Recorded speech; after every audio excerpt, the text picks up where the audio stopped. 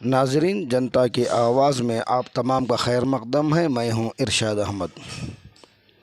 मस्जिद तूर कावल बेरसंद्रा में मस्जिद कमेटी की जानिब से मस्जिद दर्शन और कंप्यूटर सेंटर का इफ्तिताही प्रोग्राम इनेकाद किया गया, जिसमें मकामी रुकन असम्बली मिस्टर अखंड श्रीनिवास मूर्ति ने कंप्यूटर सेंटर का इफ्तिताह किया और मस्जिद दर्शन में उनके अलावा बहुत सारे गैर मुस्लिम भाइयों ने भी शिरकत की। इसके बाद उनके तासुरात क्या हैं, चलिए जानते हैं इसकी तफसीलात।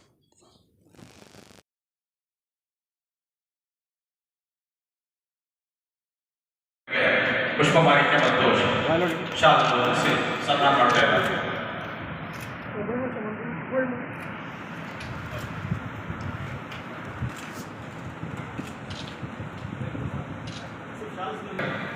ಸನ್ಮಾನ ಮಾಡ್ತಾರೆ ಹಾಗೂ ನಮ್ಮ ಗೌರವಾನ್ವಿತ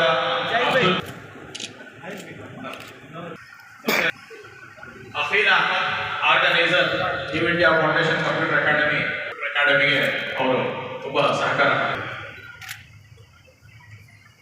ಈಗ ನಮ್ಮೆಲ್ಲರೊಂದಿಗೆ ನಮ್ಮ ಯಾಕೆ ಈ ತೂರ್ ಮಸೀದಿಯವರು ಮಸೀದಿ ದರ್ಶನ ಮಾಡಿದ್ರು ಅಂದ್ರೆ, ನಾವು ಸಾವಿರಾರು ವರ್ಷಗಳಿಂದ ಇಲ್ಲಿ ಒಟ್ಟಿಗೆ ಜೀವಿಸ್ತಾ ಇದ್ದೀವಿ. ಇಷ್ಟ ತನಕ ಮಸೀದಿ ಅಂದ್ರೆ ಏನು ಅಂತ ಇಲ್ಲಿ ಪರಿಸರದವರಿಗೆ ಗೊತ್ತಿಲ್ಲ. ಆದ ಕಾರಣ ಇವತ್ತು ದೊಡ್ಡ ಹೆಜ್ಜೆ ಇಟ್ಟಿದ್ದಾರೆ.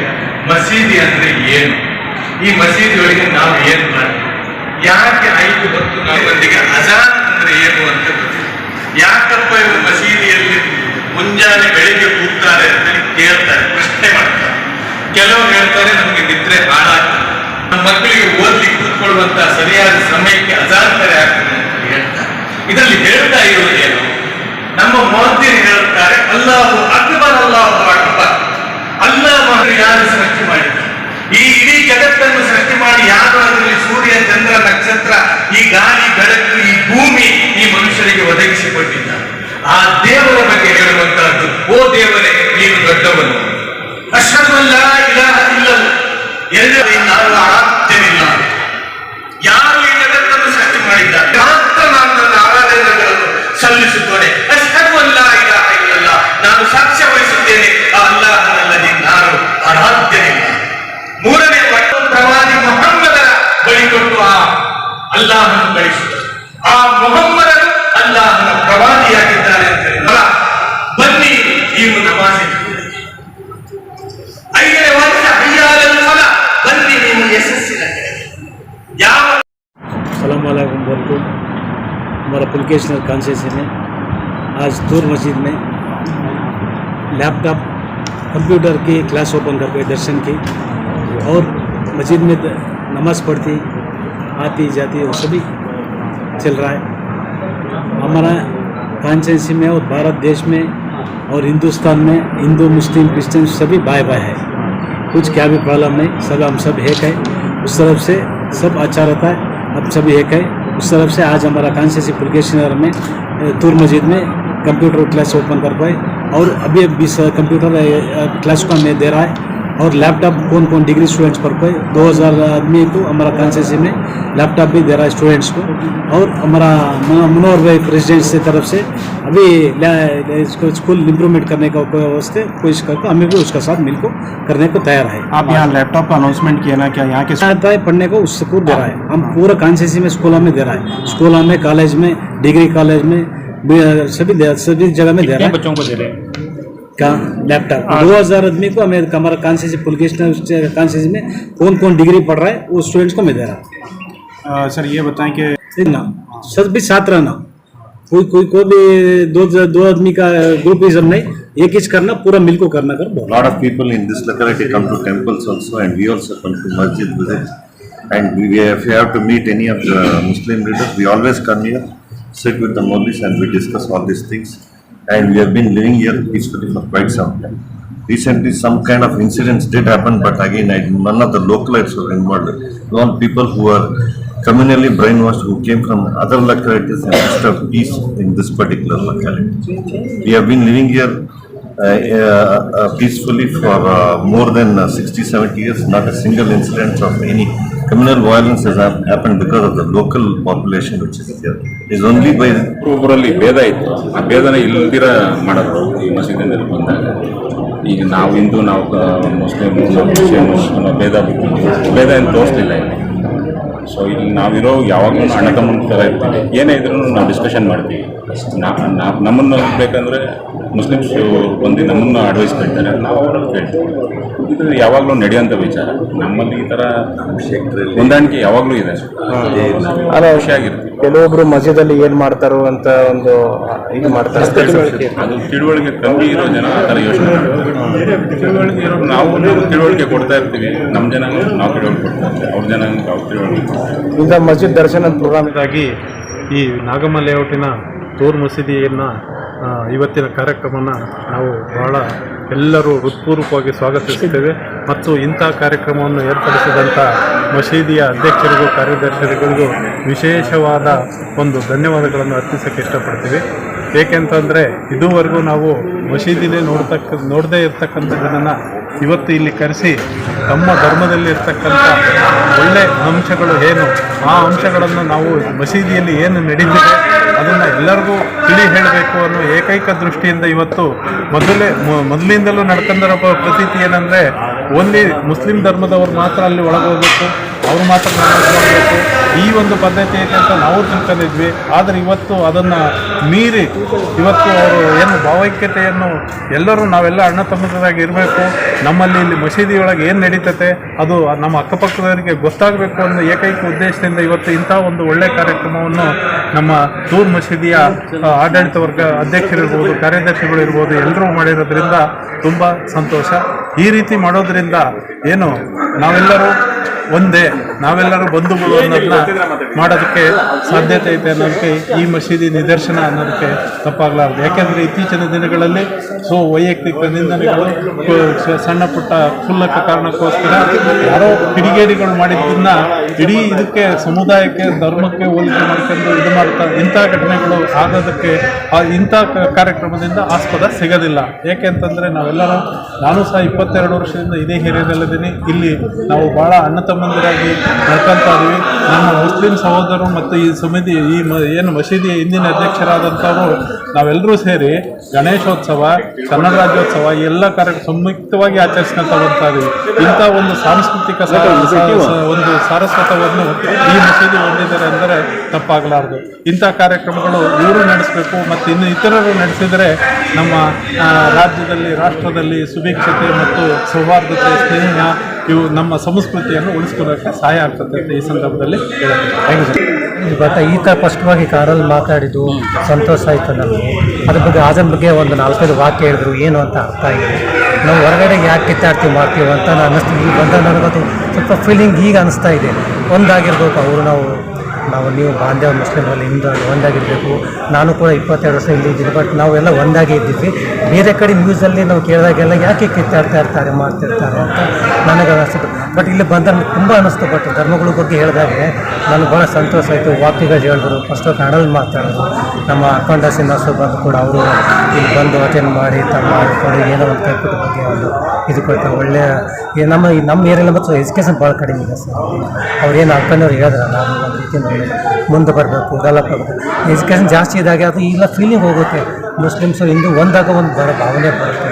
ಅದನ್ನು ಬಂದಂಥ ತುಂಬ ಟಿವಿನಾಗ ನೋಡ್ತಿರ್ಬೇಕು ನಾವು. ಅದರಿಂದ ಹೇಳ್ಬಾರ್ದು ಸರ್. ಯಾವುದೋ ಒಂದು ಏನೋ ಒಂದು ಅಧಿಕಾರ ಅಂತ ಹೇಳ್ಬೇಕು. ದೊಡ್ಡ ಒಂದು ಅವ್ರು ಸಣ್ಣ ಒಂದು ಯಾವುದೋ ಒಂದು ಮಾತು ಹೇಳಿದಾಗ ದೊಡ್ಡ ಪ್ರಾಬ್ಲಮ್ ಆಯ್ತಲ್ಲ, ಆಗಬಾರ್ದು, ಹೇಳ್ಬಾರ್ದು. ಅದು ದೊಡ್ಡ ವ್ಯಕ್ತಿ ಆಗಿರಬೇಕು. ಅವರು ಯಾವುದೋ ಒಂದು ಏನೋ ಅಧಿಕಾರ ಅಂತ ಹೇಳಿದ್ರೆ ತಪ್ಪಾಗುತ್ತೆ ಸರ್. ಯಾಕಂತಂದರೆ ಅದು ಹೇಳೋ ರೀತಿಯಿಂದ ಹೇಳಬೇಕದು. ಅದು ಏನು ಹೇಳಿದ್ರು ನೋಡಿ, ಎಲ್ಲ ಕಡೆ ಸ್ಟೇಟಲ್ಲಿ ಪ್ರಾಬ್ಲಮ್ ಆಯಿತು, ಗಲಾಟೆಗಳಾಯಿತು. ಬಟ್ ಇನ್ನೊಂದಾಗಿ ನಮ್ಮ ಕನ್ನಡದಲ್ಲಿ ಅದು ಆಗಿಲ್ಲ ಅನಿಸ್ತಾ ಇದೆ. ಆಗಬಾರ್ದು ಅದು. ಯಾಕಂದ್ರೆ ನಮ್ಮಲ್ಲಿ ಜನ ತಿಳುವಳಿಕೆ ಜಾಸ್ತಿ ಇದ್ದಾರೆ. ಆ ಕಡೆಲ್ಲ ತಿಳುವಳಿಕೆ ಏನೋ ಒಂದು ಹೇಳ್ಬಿಟ್ಟು ಅದು ಅವ್ರು ಹೇಳೋ ರೀತಿ ಹೌದು, ಅದು ಹೇಳೋದು ಸರ್. ಅದು ಹೇಳ್ಬಾರ್ದು. ಯಾಕಂದರೆ ಪ್ರವಾದಿ ಅವ್ರದ್ದು ನಿಮ್ಮ ಇವರು ಮುಸ್ಲಿಂ ದೇವರು ದೊಡ್ಡ ದೇವರು, ನಮ್ಮ ಯಾವುದು ನಾವು ದೇವ್ರು ಒಂದೇ ಜನರಿಗೆ ಕೊಟ್ಟು ನಾವು ಆ ಜಾತಿ ಈ ಜಾತಿ ನಮ್ಮಲ್ಲಿ ಇದೇ ನಾವು ಮಾಡ್ಕೊಂಡ್ಬಂದ ಈ ಒಂದು ಆರ್ಥದಿಂದ ಜಾಸ್ತಿ ಅನ್ನಿಸ್ತದೆ ಸರ್. ಅದು ತುಂಬ ಜಾಸ್ತಿ ಆಗ್ತದೆ. ಅದು ಆಗಬಾರ್ದು ಅಂತ ಎಲ್ಲನೂ ಒಂದಾಗಿರಬೇಕು. ಭಾರತ ದೇಶ ಫಸ್ಟು, ಆಮೇಲೆ ನಾವು ನೀವೆಲ್ಲ ಸೆಕೆಂಡ್ರಿ ಎಲ್ಲ ಮಾಡ್ತೀರ ಅಂತ ನಾವು मैं सदर हूँ मुनव्वर पाशा करके। तो मस्जिद तूर में इसलिए आज मस्जिद तूर का दर्शन किया गया है क्योंकि अक्सर आज लोगों में गलत फहमियाँ हो रहे हैं कि मस्जिद में क्या कर रहे हैं करके, खासकर नॉन मुस्लिम्स के अंदर। तो हमें एक मैसेज देना चाह रहे थे कि पूरे मोहल्ले के नॉन मुस्लिम्स लोगों को बुलाएं और यहाँ पे उन लोगों को दिखाएं कि हम लोग यहाँ पे सिर्फ मस्जिद में नमाज़ पढ़ रहे हैं और अज़ान करके बोले तो क्या है, नमाज़ करके बोले तो क्या है। इसका एक प्रैक्टिकल डेमो भी हम लोग दिखाएँ उन लोगों को और पूरी मस्जिद ग्राउंड फ्लोर, फर्स्ट फ्लोर में पूरा दिखाएँ हैं कि समझ सकें कि हमारे यहाँ पे सिर्फ नमाज हो रही है, इसके अलावा कुछ नहीं हो रहा है। तो देखकर क्या कहा उन्होंने? तो उन्होंने इससे बहुत मुतमईन हुए क्योंकि यहाँ के लोग जो एमएम लेआउट के बहुत से लोग यहाँ के प्रेसिडेंट्स हैं, नॉन मुस्लिम्स हैं, उन्होंने सब आए थे यहाँ पे। उन्होंने देख के बहुत ही मुतमईन किए और अखंड श्रीनिवास मूर्ति करके जो एमएलए थे उनको भी बुलाए थे और कॉरपोरेटर, एक्स कॉरपोरेटर जो बीजेपी के हैं उन लोगों को भी बुलाए थे कि उन्होंने देखे इस लोगों को, से मुतमईन हुए हैं। अल्हम्दुलिल्लाह हमारे मोहल्ले में शांति कायम करना चाहते हैं हम। तो अखंड जनाब मुनव्वर पाशा और वो न्यू इंडिया फाउंडेशन के भी सदर हैं, तो उनकी जानिब से, न्यू इंडिया फाउंडेशन की जानिब से जो है आज computer academy, education academy open हुई है। उसका इनाग्रेशन हमारे अखंड श्रीनिवास मूर्ति जो एमएलए हैं यहाँ के, उन्होंने किया है। ये बहुत खुशी का बाइस है। उन्होंने इवन वादा भी किया है कि और एक 20 और लैपटॉप्स वगैरह बच्चों को देंगे करके। ये बड़ी मसरत की बात है। ये मैं मुबारकबाद देता हूँ हमारे मुनव्वर पाशा को कि उनके इनिशिएटिव से, कि उनके ये मस्जिद में एक ऐसा प्रोग्राम हो रहा है, फलाही काम हो रहा है, बार बार हो रहा है। बाकी ऐसा नौजवान हर मस्जिद को मिला, ऐसा नौजवान जो है जो कौम का दर्द रखते हों, कौम के फलाह बहबूदी के बच्चों की एजुकेशन की तरफ तवज्जो देते हों। अगर ये जो बड़े बड़े बुजुर्ग अपना सदर का ओहदा लेकर हर मस्जिद में बैठे हैं, इनको चाहिए कि नौजवानों को सौंप दें जिम्मेदारी, ऐसे नौजवानों को सौंप दें जो कौम का दर्द रखते हों और कौम की फलाह बहबूदी की फ़िक्र रखते हों और कौम की तालीम का। मैं तमाम रियासत के मसाजिद के ज़िम्मेदारों को, जो बुज़ुर्ग हैं, जो 60-70 साल के बैठे हैं सदर बनकर, सेक्रेटरी बनकर, खबर पे पांव लटकाए हुए भी वो अपना ओहदा छोड़ने तैयार नहीं, ऐसे बुज़ुर्गों को मेरी अदबन गुजारिश है कि अब ये माहौल नहीं रहा, आप छोड़ दें, आप उस कुर्सी छोड़ दें, आप नौजवानों को, ऐसे मुनव्वर जैसे अब नौजवानों को आप उभारें और सेकंड राउंड लीडरशिप कायम करें और अपने कौम की फलाह बहबूदी खातिर जो कौम का दर्द रखता हो, जो अपने बच्चों के, कौम के बच्चों का दर्द रखता हो, तालीम की फिक्र रखता हो, ऐसे नौजवानों को बागडोर संभालने दें सारे मसाजिद वाले करते हुए। और एक दोबारा मैं मुबारकबाद देता हूँ मुनव्वर पाशा, ऐसे नौजवान हमारे रियासत की हर मस्जिद को ज़रूरत है। जो अखंड श्रीनिवास मूर्ति के साथ जो भी यहाँ पे मुन्ने गौड़ा और दीगर साहब जो यहाँ के अकाबिरीन हैं प्लेटफॉर्म के, उन्होंने बहुत काफ़ी असर लिया। हमारे अकबर अली साहब मस्जिद नाज़ान के बारे में, नमाज के बारे में, सजदे के बारे में, रुकू के बारे में बेहतरीन अंदाज से समझा रहे हैं। वो वाकई काबिल सिताइश और लायक मुबारकबाद है हमारे लिए कि गैर कौम आकर मस्जिद के अंदर पहली मरतबा ये जो दौरा हो रहा है, हर मस्जिद में मस्जिद दर्शन का प्रोग्राम, इससे एक भाईचारगी का एक बाकायदा इंतज़ाम होता है। और हिंदुओं में हमारे मस्जिद के अंदर इस्लाहात रखे हैं, नौजवानों को अलग किस्म से तरबियत करते हैं। ये जो है उनके गलत फहमी दूर होने के लिए ये एक बेहतरीन मौका है मस्जिद दर्शन को हर मस्जिद में करना चाहिए। यह रियासत के हर मस्जिद के जिम्मेदारों से मेरी पुरखुलूस अपील है, अदबन अपील है कि गैर कौम के, अपने मोहल्ले के गैर कौम के अकाबिरीन को मस्जिद को बुलाएं, मस्जिद का माहौल दिखाएं, अजान का तरीका क्या है, नमाज का तरीका क्या है, उसका जिस्ट क्या है, सब सारे आलम का परवरदिगार के दरबार में हम सर झुकाते हैं। ये बात नहीं कि उनके गैर कौम को भी मालूम होना चाहिए कि उनका भी परवरदिगार वही है जो हमारा परवरदिगार है। आर अब्दुल हमीद हूँ। हमारे मुनव्वर पाशा साहब ने इस मस्जिद का एजाजी चेयरमैन मुझे बनाया है। मैं रिटायर्ड KAS ऑफिसर हूँ। कहता है कि मसाजिद अल्लाह है ना, मस्जिद अल्लाह की, हम सब अल्लाह के, किसी के आने से कोई रोक नहीं सकता। कंडीशन इतना है कि वो पाक साफ हो, है ना। मैं भी अभी नापाक हूँ तो मैं मस्जिद के अंदर नहीं आ सकता। पाक साफ होकर आ सकता है, वो मांग सकता है, ये होना भी चाहिए। क्योंकि दूरी अगर ख़त्म होना है तो ये होना चाहिए। वो आए, मांगे हमारे साथ, वो भी इज्जत करते हैं।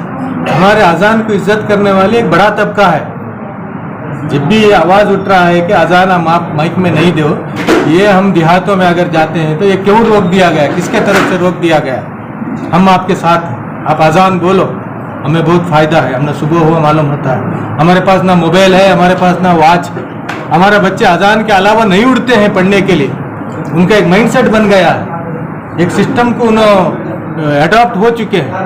अजान हम अगर पहला उठाते हैं तो ये बोलते हैं कि अजान होने ಒಂದು ಬಾಂಗ್ ಆಗಲಿ, ಬಾಂಗ್ ಆದ ನಂತರ ನಾವು ಹೇಳ್ತೇವೆ, ಅದು अल्लाह करे ಆಗಲಿ ಅದರ ನಂತರ ನಾವು ಹೇಳ್ತೇವೆ। कई सारे लोग बोलते हैं। ये शिद्दत पसंद, ये देश को जो तोड़ने फोड़ने की जो चाल चल रहे हैं, ये देश में नहीं चलता, इस भारत में नहीं चलता। तो उसके लिए हर मुसलमान का ये ज़रूरी है कि उनको समझाएं क्या मस्जिद क्या है, इस्लाम क्या है, कुरान क्या है, हम मुस्लिम क्या हैं, ये समझाना चाहिए। मुस्लिम क्या है, मुस्लिम दुश्मनों ने समझाया अब तक। मुस्लिम क्या है, मुस्लिम समझाना चाहिए हम क्या है, मैं क्या हूँ, मैं किस लिए सलाम करता हूँ तुझे। मैं सलाम करने से तू ये जानना चाहिए कि मेरे से तुझे कोई नुकसान नहीं होगा, सलामत होगा, तुझे सलामत होगा, मैं तेरे लिए सलामत हूँ। हम मुस्लिम माशरे में एक ऐसा सोसाइटी बनाना चाहते हैं कि अगर कोई एक हिंदू कहीं घर छोड़कर जाता है, अगर उसकी नौजवान बेटी घर में या उसकी बीवी घर में है, इतना कॉन्फिडेंस हो कि मैं मेरे घर छोड़ के जाने में, मेरे अंकल मुस्लिम जो मेरे भाई हैं उनके घर में छोड़कर गया तो मेरी बीवी मेरी बेटी हिफाजत रहेगी। ऐसे एक समाज हमें चाहिए। मुसलमानों को इस तरह का कैरेक्टर बनाना चाहिए, तब भी ये समाज बदलेगा।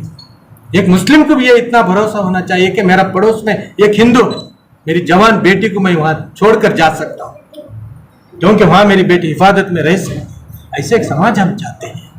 ये इस्लाम का चाहत है, मुसलमान का चाहत है, इस्लाम का चाहत है। इस्लाम क्या है ये समझाने की जरूरत है, मुस्लिम क्या है ये हम समझाने की जरूरत है। हम सबका खैर खा है। अब देख लिए ना, जो कोविड आया, वबा आया, सब लोग अपने घर दार मूझ कर बैठे हुए थे, हुकूमत भी अपने तरफ था। वो कौन उतरे इस फील्ड में? किसने खाना खिलाया, किसने कपड़ा दिला पिनाया, किसने दवाई बांटी?